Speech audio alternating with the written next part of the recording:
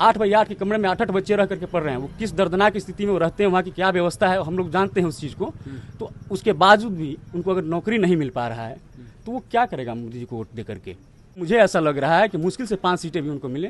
बिहार में 5 सीट मिलेगा, मेरा अंदाजा है। उधर ठाकुर का कुआं वाला है, ठाकुर का कुआं हो चाहे बैकवर्ड का कुआं हो, कुआं खोदने वाले हमारे बाप दादा थे, हमारे पूर्वज थे। जो मुंगेर में हुआ, हाँ। पिछड़ी जाति को वोट देने से रोका गया, उन पर हमला किया गया, इसका असर पूरे बिहार में अब होगा बच्चा। बिल्कुल बिल्कुल, एकदम एक एक लोकसभा जहाँ जहाँ चुनाव बाकी है वहाँ सभी जगह पे उसका असर आपको देखने को मिलेगा। अधिकार कहीं न कहीं बैकवर्ड समाज को लालू जी ने देने का काम किया है। चिराग जी जब हनुमान थे, जब वही वहाँ से उनके आवाज से रामविलास पासवान जी का जो मतलब तस्वीरें हटा करके फेंक दिया गया था, तब चिराग जी को नहीं समझ में आया कि मैं हनुमान हूँ तो मैं अपने मतलब राम को जा करके पूछूं कि मेरे पिता के साथ ऐसा बदसलूकी आपने क्यों करने का काम किया है। नीतीश शाह भी ओबीसी से आते हैं, ओबीसी समाज से, पिछड़े समाज से आते हैं। उनके साथ जो भाजपा वालों ने किया है, उनको अपना जो चुनाव चिन्ह है उसको भी अपने हाथ में लेकर के घूमने नहीं दिया जा रहा है। कहीं ना कहीं मुझे कमल छाप लेके घूम रहे हैं। मुझे बहुत दुख हुआ इस बात का।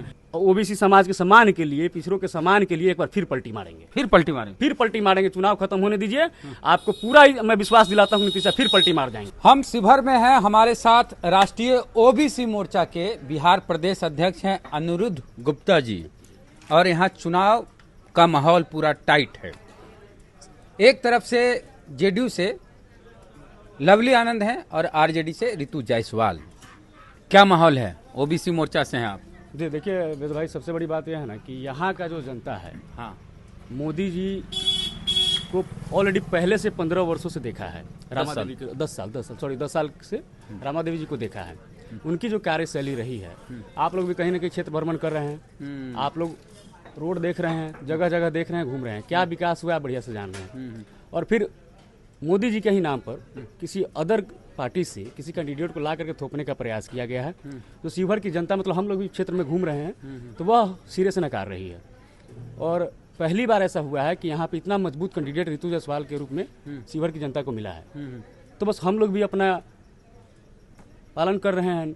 उनके लिए, अपने समाज के लिए लड़ने वाले लोग हैं, अपने समाज के लिए बोलने वाले लोग हैं, उनके हक हकूक की बात करने वाले। उधर ठाकुर का कुआं वाला है। देखिए सबसे बड़ी बात है, ठाकुर का कुआं हो चाहे बैकवर्ड का कुआं हो, उस समय में सभी के दरवाजे पे कुआं नहीं होता था, लेकिन इतना जरूर था, कुआं खोदने वाले हमारे बाप दादा थे, हमारे पूर्वज थे। और उस समय जो हम लोग के पास उस तरीके की व्यवस्था नहीं थी, हम अपने दरवाजे पे कुआं खोद पाए। लेकिन इतना जरूर है, आज की डेट में बैकवर्ड इतना जरूर मजबूत हुआ है कि आज अपने दरवाजे पे कुआं तो नहीं खोदता है, लेकिन एक चापाकल जरूर खलवा सकता है।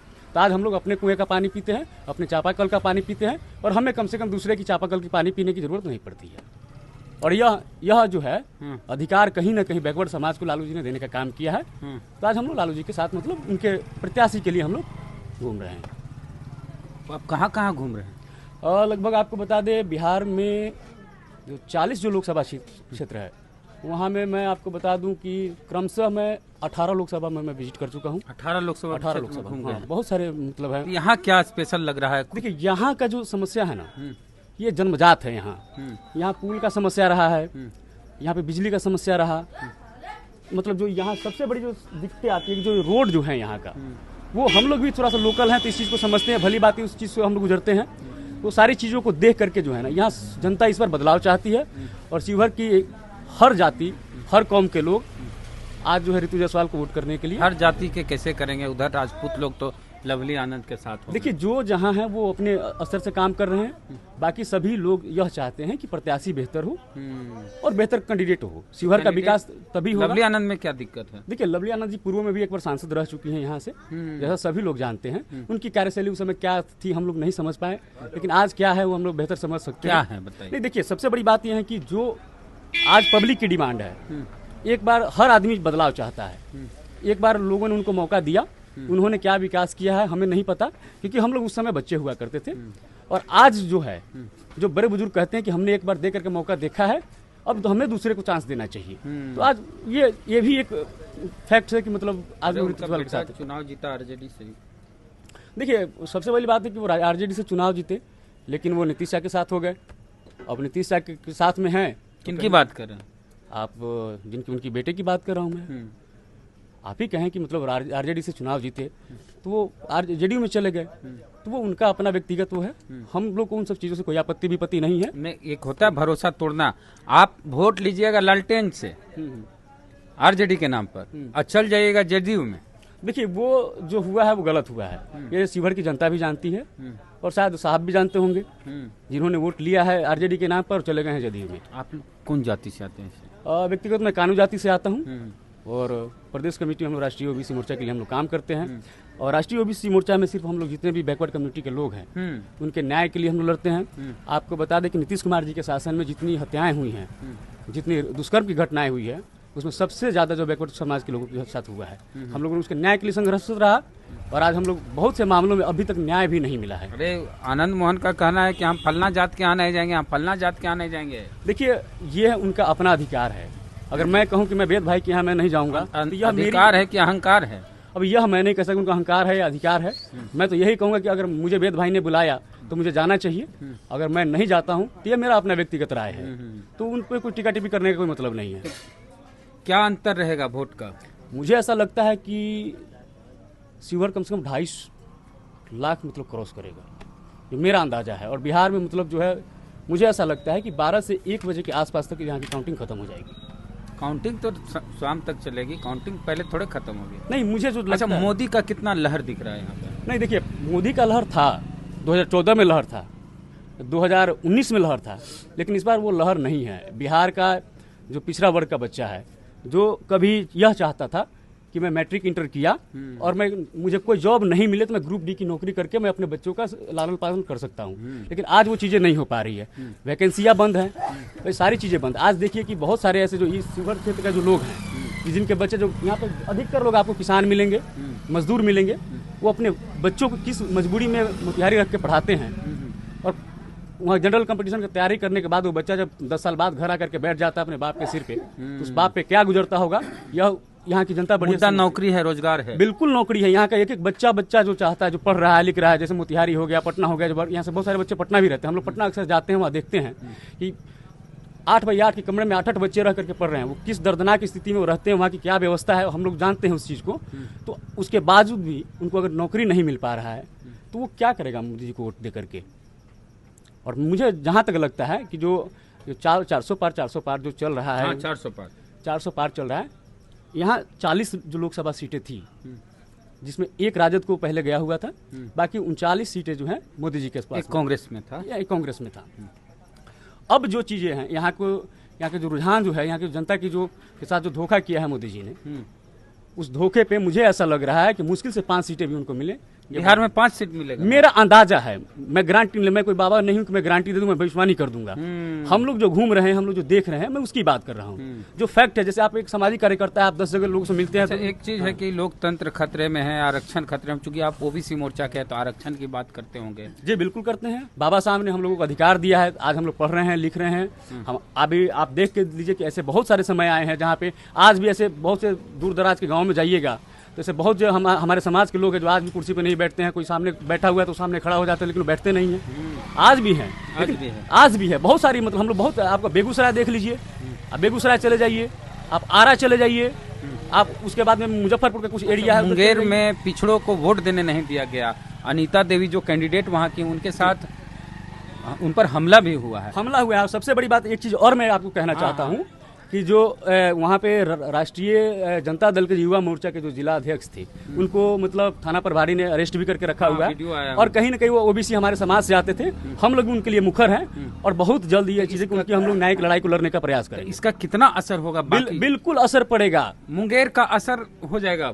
अभी तक जितनी जहाँ जहाँ भी चुनाव हुए हैं और जहाँ जहाँ नहीं हुए, जो हो चुका है उसको भूल जाइए, लेकिन जहाँ जहाँ चुनाव बाकी है, मुंगेर का असर इन सभी सीटों पे पड़ने वाला है। क्योंकि जो समाज, जिस समाज के बच्चे को मतलब जेल में डाला गया, उसको वोट देने नहीं दिया गया है, इस बात को मान चलिए। एक तो वो ओबीसी से आते हैं, दूसरे वैश्य समुदाय से आते हैं।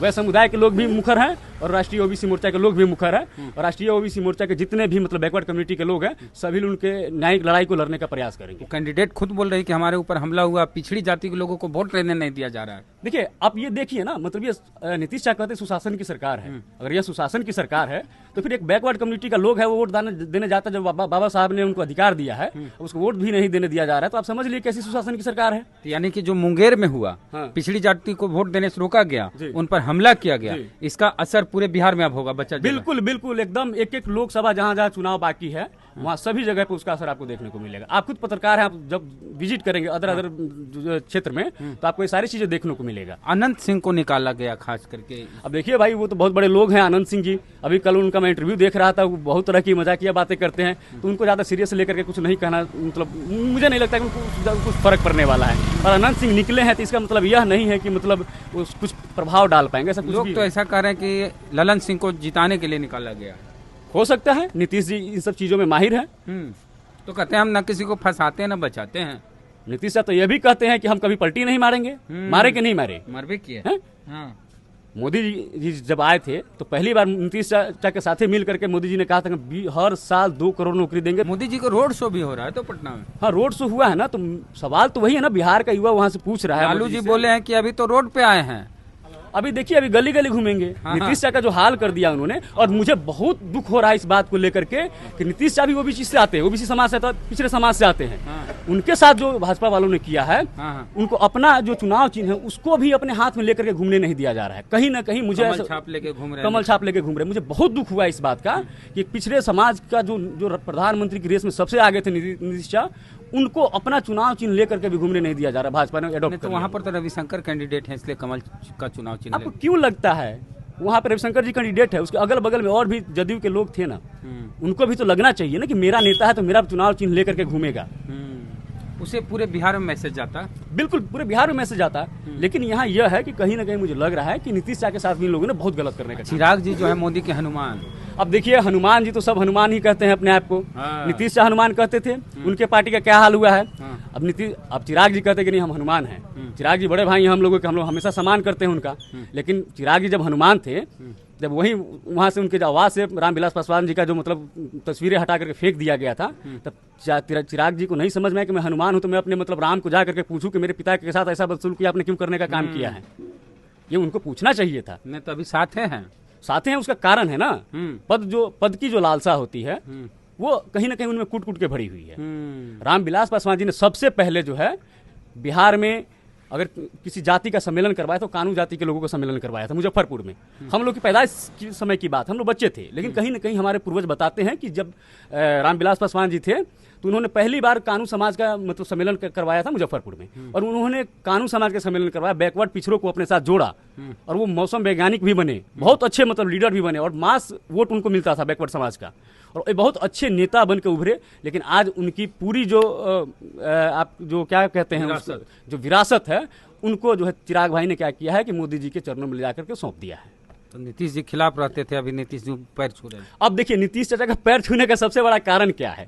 देखिए, अगर नीतीश जी कहें कि नहीं मुझे छूना चाहिए तो मैं भी जाके पैर छूंगा। आखिर चाचा हैं हमारे देश के, मतलब इतने बड़े नेता रहे हैं, रेल मंत्री रहे हैं, अभी मुख्यमंत्री है, बैकवर्ड समाज के आते हैं, तो कहीं ना कहीं हमारे पूर्वज हैं तो हम, हमारे गार्जियन, हम उनका पैर छुएंगे, उसमें कोई बुराई नहीं लगता है। लेकिन इतना जरूर है, जब गार्जियन अपने बच्चों का ख्याल नहीं रख सकता है तो हम पैर छुए तो जरूर इतना सवाल जरूर करें कि चाचा आपने मेरे साथ ऐसा क्यों किया। तो चाचा फिर पूछेंगे तुम मेरा ऐसा क्यों किया, क्या किए। तो कई सीट 43 सीट पे ला दिए, 43 सीट पे ला दिए। 45। आप अभी आपने कहा कि मतलब ये मतलब हनुमान है, तो आप समझिए ना, राम जी ने आदेश दिया हनुमान जी को कि नीतीश जी को खत्म करना है। बैकवर्ड कम्युनिटी का एक पार्टी और है, उसको पहले समाप्त करो, उसके बाद तुम्हारा कुछ हो पाएगा। तो चिराग जी ने जब विधानसभा का चुनाव था, हम लोग विधानसभा चुनाव में भी भ्रमण पे थे, बहुत सारी हम लोग उस समय भी जन समर्थन में हम लोग घूम रहे थे। उस समय भी हम लोगों ने देखने का प्रयास किया और देखा और समझा कि जहां जहां नीतीश जी की पार्टी थी, जहां जहां नीतीश जी का कैंडिडेट था, चिराग जी ने वहां वहां कैंडिडेट उतारा और नीतीश जी के सीटों को खसकाने का काम कर दिया। और ये सारी चीजें हुई है, ये तो सभी जग जाहिर है, बिहार का बच्चा बच्चा जानता है कि नीतीश शाह को किस तरीके से परेशान किया जा रहा है। आप खुद सोच के देखिए ना, एक देश सूबे का मुख्यमंत्री अपने प्रचार में, अब देखिए एक चीज और मुझे कल मैंने एक ट्वीट पढ़ा, मैंने देखा, आपको बता दें कि जो नीतीश शाह थे उनका चेहरा बहुत मुरझाया हुआ था। तो देखिए रहे, आप देखे होइएगा, मुझे जो ऐसा लग रहा है, और मुझे ऐसा लगता है क्या हो गया, क्या हो गया देखते देखते। और सबसे बड़ी बात है, हमारे गांव देहात में कहावत है कि एक तरफा मोहब्बत और जबरदस्ती का जो गठबंधन होता है ना, वो ज्यादा दिन नहीं चलता है। और मुझे पूरा विश्वास है कि नीतीश शाह बिहार के सम्मान के लिए ओबीसी समाज के सम्मान के लिए, पिछड़ों के सम्मान के लिए एक बार फिर पलटी मारेंगे। फिर पलटी मारेंगे। चुनाव खत्म होने दीजिए, आपको पूरा मैं विश्वास दिलाता हूँ नीतीश फिर पलटी मार जाएंगे। चलिए, तो नीतीश कुमार फिर पलटी मारेंगे, ऐसा कहना अनिरुद्ध गुप्ता जी का, ओबीसी मोर्चा के प्रदेश अध्यक्ष हैं बिहार के। तो आपका क्या कहना है, शिवहर में क्या होगा? प्रतिक्रिया दीजिए। जय भीम, जय भारत।